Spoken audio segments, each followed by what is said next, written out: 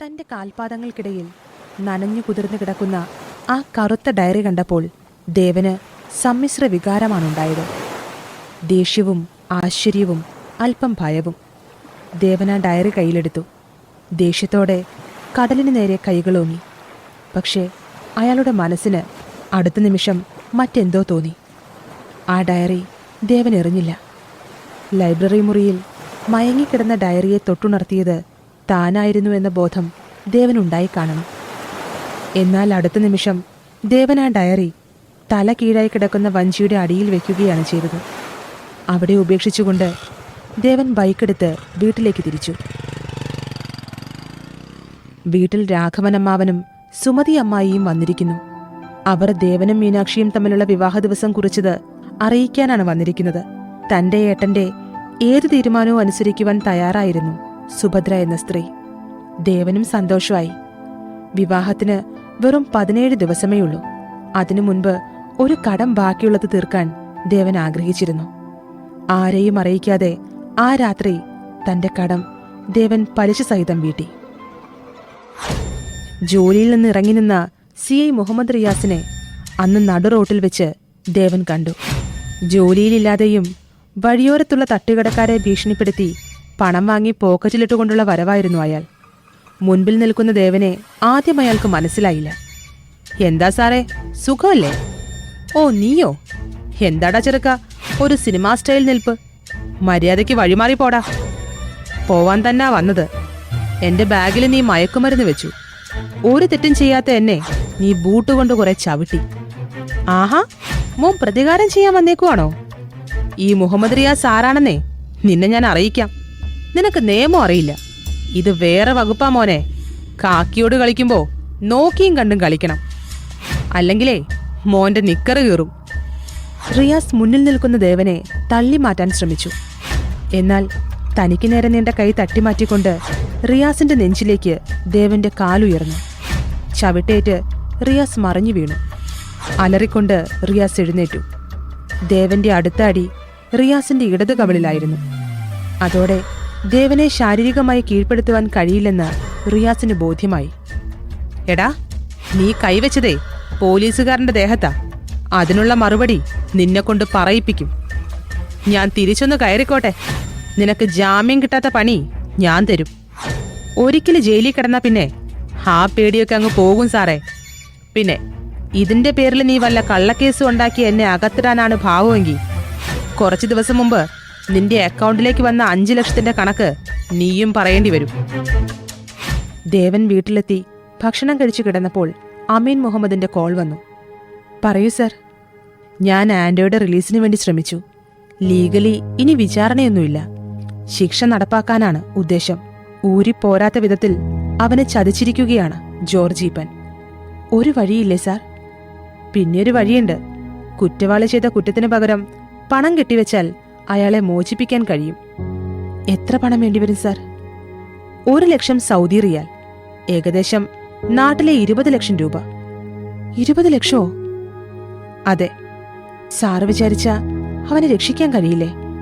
സാറിന്റെ കമ്പനിയിൽ ജോലി ചെയ്തുകൊണ്ട് പണം ഞാൻ തവണകളായി തരാം. അവനെ രക്ഷിച്ചൂടെ? ഈ ബാധ്യത ദേവൻ ഏറ്റെടുക്കണോ? അത് സാരമില്ല.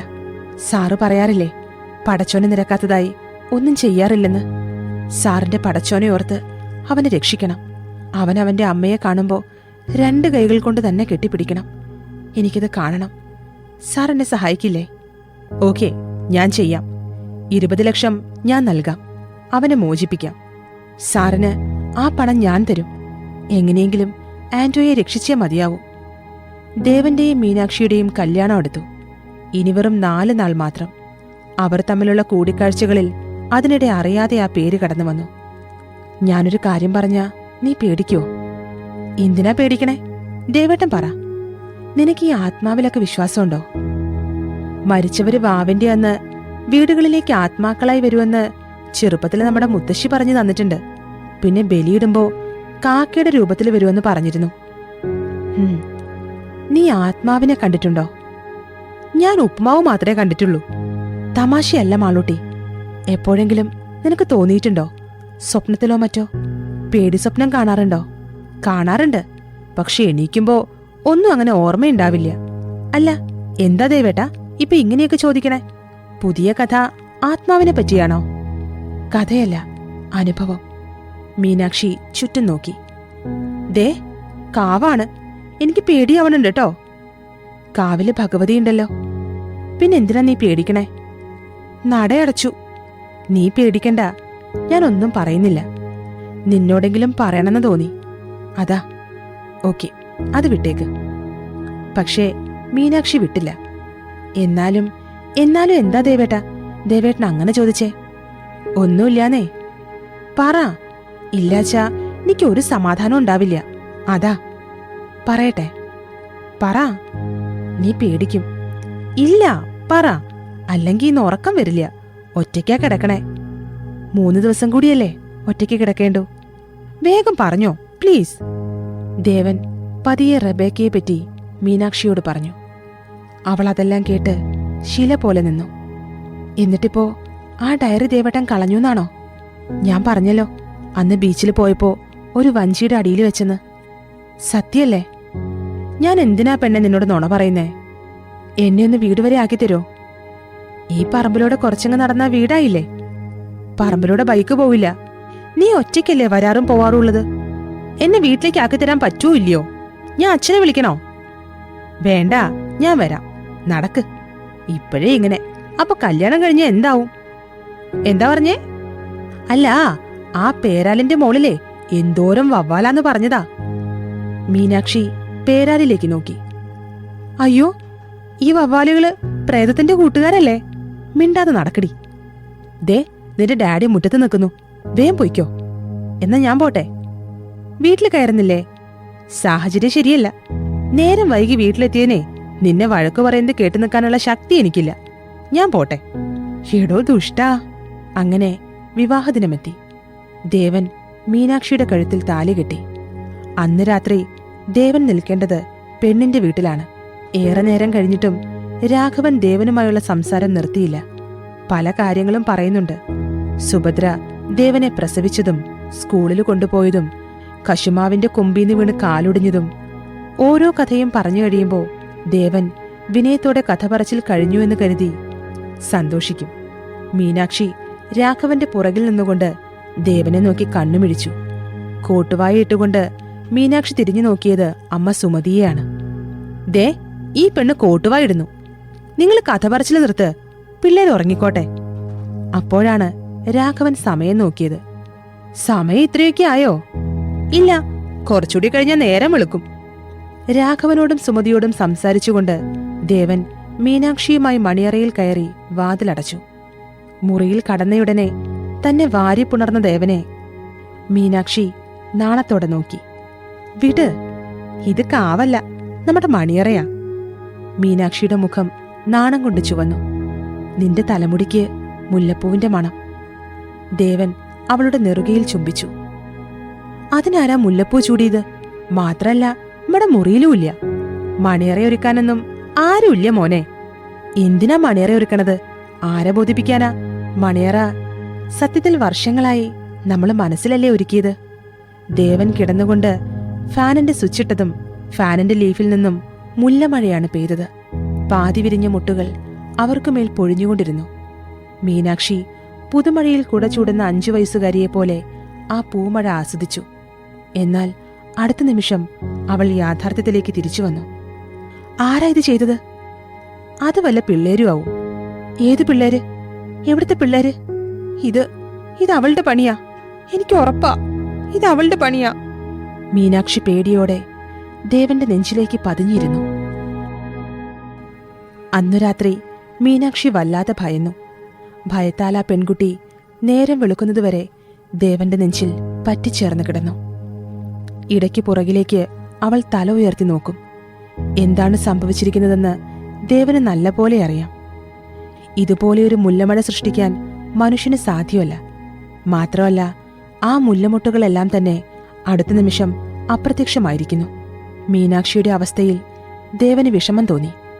അറിയാതെയാണെങ്കിലും ആ അവസ്ഥയ്ക്ക് താനും കാരണക്കാരനാണ്. തണ്ടൊടിഞ്ഞ ചെന്താമരമൊട്ടുപോലെ കിടക്കുന്ന അവളെ ദേവൻ നോക്കി. ദേവൻ പതിയെ അവളെ ഉണർത്തി. മീനാക്ഷി. മീനാക്ഷി മയക്കത്തിൽ നിന്നും ഉണർന്നു. നീ പേടിക്കണ്ട, പേടിക്കാൻ മാത്രം ഒന്നുമില്ല. വേണ്ട, നമുക്കിടയിൽ ആരും വേണ്ട. രണ്ട് മനുഷ്യന്മാർക്കിടയിൽ ഒരാത്മാവിന് എന്ത് കാര്യം? അങ്ങനെയൊന്നും ഇല്ല മാളൂട്ടി, നീ വെറുതെ പേടിക്കുകയാണ്. എന്നാൽ ദേവൻ ഉറങ്ങിയില്ല. തന്റെ ജീവിതത്തിൽ വലിയ തോതിൽ റബേക്ക സ്വാധീനം ചെലുത്തുന്നു. എന്തിനു വേണ്ടി? റബേക്ക ഇനിയും എന്തിനാണ് തന്നെ ഇങ്ങനെ പിന്തുടരുന്നത്? ആ ഡയറി താൻ ഉപേക്ഷിച്ചതല്ലേ? പിന്നെ എന്തിനാണ് തന്റെ പുറകിൽ നിഴലായി അവൾ നടക്കുന്നത്? ദേവൻ എപ്പോഴോ ഉറക്കത്തിലേക്ക് വഴുതിപ്പോയി. ദേവേട്ടാ. ദേവൻ കണ്ണു തുറന്നു. നേരം വെളുത്തിരിക്കുന്നു. കുളി കഴിഞ്ഞ് ഈറൻമുടിയിൽ തോർത്തുമുണ്ട് പൊതിഞ്ഞുകെട്ടി സിന്ദൂരമണിഞ്ഞ് മീനാക്ഷി വന്നിരിക്കുന്നു.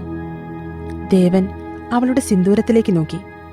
തന്റേത് മാത്രമാണ് എന്നുള്ള അടയാളമാണ് അവളുടെ നെറ്റിയിലെ സിന്ദൂരം. നേരത്തെ എഴുന്നേറ്റ് കുളിച്ച് അടുക്കളയിൽ കയറുന്ന ശീലമൊക്കെ ഉണ്ടോ? അതോ ഇന്നു മുതലാണോ തുടങ്ങിയത്? ഇന്നു മുതലാണ്. കുളിച്ച് വിളക്ക് വെച്ചിട്ട് അടുക്കളയിൽ കയറുള്ളൂ. നല്ല കാര്യം. അവർക്കിടയിലേക്ക് അപ്പോഴാണ് രാഘവൻ വന്നത്. രാഘവൻ ഒന്ന് ചുമച്ചുകൊണ്ടാണ് തന്റെ വരവറിയിച്ചത്. ദേവാ, നമുക്കൊരിടം വരെ പോണം. എങ്ങോട്ടാ അമ്മാവാ? കാര്യങ്ങളെല്ലാം മീനാക്ഷി പറഞ്ഞു. അങ്ങനെ ഒരു ആത്മാവിന്റെ ശല്യം ഉണ്ടെങ്കിൽ അത് വേഗം ഒഴിവാക്കണം. വീട്ടിൽ ആത്മാക്കൾ കയറിയിറങ്ങുന്നത് നല്ലതല്ല. ദേവൻ മീനാക്ഷിയെ നോക്കി. മീനാക്ഷി ദേവന്റെ മുഖത്ത് നോക്കി ഒരു ചിരി വരുത്തി. എനിക്കങ്ങനെ പ്രശ്നമൊന്നുമില്ല. എന്നാലും വേണ്ടിയില്ല, നമുക്കൊന്ന് പോയി നോക്കാം. സമയം എങ്ങനെയുണ്ടെന്ന് അറിയാലോ. പോകാം. ഉച്ചയ്ക്ക് ശേഷം കണിയാരെ പോയിന്ന് കാണണം. ഞാൻ വിളിച്ചു പറയാം. ഓ, പോകാം അമ്മാവ. വിവാഹത്തിന് ശേഷം ആദ്യമായാണ് അമ്മാവനൊരു കാര്യം പറയുന്നത്. അത് എതിർക്കുന്നത് ശരിയല്ല എന്ന് ദേവന് തോന്നി. മാത്രല്ല, കണിയാർക്ക് എന്താണ് പറയാനുള്ളതെന്ന് അറിയാലോ. ഞാനും വരാൻ കൂടെ, മീനാക്ഷി പറഞ്ഞു. ആ, ശരി ശരി. ഉച്ച കഴിഞ്ഞതോടെ മീനാക്ഷിക്ക് നല്ലപോലെ വയറുവേദന തുടങ്ങിയിരുന്നു. ദേവൻ മുറിയിലേക്ക് വരുമ്പോൾ മീനാക്ഷിക്ക് ഉലുവാവെള്ളം കൊടുക്കുകയായിരുന്നു സുമതി. മീനാക്ഷി കരഞ്ഞുകൊണ്ടിരുന്നു. അയ്യോ, എന്തുപറ്റി? എന്താ അമ്മേ? ദേവൻ ഓടിവന്ന് മീനാക്ഷിയെ പിടിക്കാൻ ശ്രമിച്ചു. വേണ്ട മോനെ, ഒഴിവായതാണ്. ദേവന് ആദ്യം മനസ്സിലായില്ല. എന്നാൽ വീട്ടിൽ ദേവൂട്ടിയുള്ളതുകൊണ്ട് ഇത്തരം കാഴ്ചകൾ ദേവനും കണ്ടിരുന്നു. കല്യാണത്തിന്റെ അന്നാവാഞ്ഞത് നന്നായി. അവള് ഗുളിക കഴിച്ചിരുന്നു. അത് നല്ലതല്ല. അതാവും ചിലപ്പോ വേദന കൂടാൻ കാരണം. ഒയ്യോ, എനിക്ക് വയ്യേ. ദേവൻ എന്തു ചെയ്യണമെന്നറിയാതെ നിന്നു. ദേവാ, നീ കണിയാരെ കണ്ടിട്ട് വാ. മോനിത് കാര്യാക്കണ്ട. കുറച്ചു കഴിഞ്ഞാൽ ശരിയാവും. ദേവൻ കണിയാരെ കാണാൻ പോയി. കണിയാര് കവടി നിരത്തി. നിങ്ങളുടെ സമയം കുഴപ്പമില്ല. ശനിയുടെ അപഹാരം ഉണ്ടായിരുന്നു. എന്നാൽ അത് മാറി. ഇനി 7 വർഷം ശുക്രദശയാണ്. പക്ഷേ ഒരാത്മാവിന്റെ സഹവാസം കാണുന്നുണ്ടല്ലോ. എന്താ, അങ്ങനെ തോന്നുന്നുണ്ടോ? തോന്നുന്നുണ്ട്. എങ്ങനെയാ അത് അടുത്തുകൂടിയെന്നറിയോ? ദേവൻ ഡയറിയുടെ കാര്യം മാത്രം വിശദീകരിച്ചു. ഹാ, അപ്പ അത് തന്നെ കാര്യം. എല്ലാം തുടങ്ങി വെക്കാൻ എളുപ്പമാണ്, അവസാനിപ്പിക്കാനാണ് പാട്. ഇതിന് പ്രതിവിധിയില്ലേ? ഉണ്ട്. എന്താ ആ ആത്മാവിന്റെ പേര്? റബേക്ക. ആ, അതാണ് പ്രശ്നം. ആത്മാവ് ക്രിസ്ത്യാനിയാണ്. നമ്മുടെ വാക്കനുസരിച്ച് കീഴ്പ്പെടണമെന്നില്ല. എനിക്ക് ആത്മാവിനെ കൊണ്ട് ഉപദ്രവമൊന്നുമില്ല. ഉപദ്രവം ഇല്ലെങ്കിലും ഉണ്ടെങ്കിലും മനുഷ്യനുമായിട്ട് ഒരാത്മാവിന്റെ അടുപ്പം നല്ലതല്ല. ഇതിലെന്താണ് ചെയ്യാനുള്ളത്? ആ ഡയറി നിങ്ങളുടെയിലുണ്ടോ? ഇല്ല, ഞാനത് ഉപേക്ഷിച്ചു. അത് മണ്ടത്തരായി പോയല്ലോ. ആ ഡയറി വേണ്ടി വരും. അത് ഞാൻ കളഞ്ഞിടത്ത് കാണും എന്ന് തോന്നുന്നില്ല. ഇനി എന്തു ചെയ്യും? എന്തായാലും നിങ്ങളൊരാളെ പോയി കാണണം. മുട്ടമ്പലത്തെ സെന്റ് ജോർജ് പള്ളിയിൽ ഒരച്ഛനുണ്ട്, ഫാദർ അലോഷി. പ്രായം ഏറെയായെങ്കിലും നല്ല ഓർമ്മശക്തിയാ അച്ഛന്. ആളുകള് വട്ടനച്ഛൻ, കിറുക്കനച്ഛൻ എന്നൊക്കെ ആളെ വിളിക്കും. പക്ഷെ ആളൊരു പണ്ഡിതനാണ്, മഹാപണ്ഡിതൻ. നിങ്ങളുടെ കാര്യത്തിന് അങ്ങേരാ നല്ലത്. ആത്മാക്കളോട് സംസാരിക്കുന്ന മഹാജ്ഞാനിയാണ്. അദ്ദേഹം തന്റെ പ്രശ്നം പരിഹരിക്കും. ദേവൻ കണിയാരെ കണ്ട് വീട്ടിലെത്തിയപ്പോൾ ഉച്ച തിരിഞ്ഞിരുന്നു. മുറിയിൽ മീനാക്ഷി കിടക്കുന്നുണ്ട്. പാതി മയക്കത്തിലാണവൾ. ദേവൻ മുറിയിലേക്ക് കടന്നതും അവൾ ഉണർന്നു. വയറുവേദന കുറവുണ്ടോ? കുറവുണ്ട്, ചെറുതായിട്ടേ ഉള്ളൂ.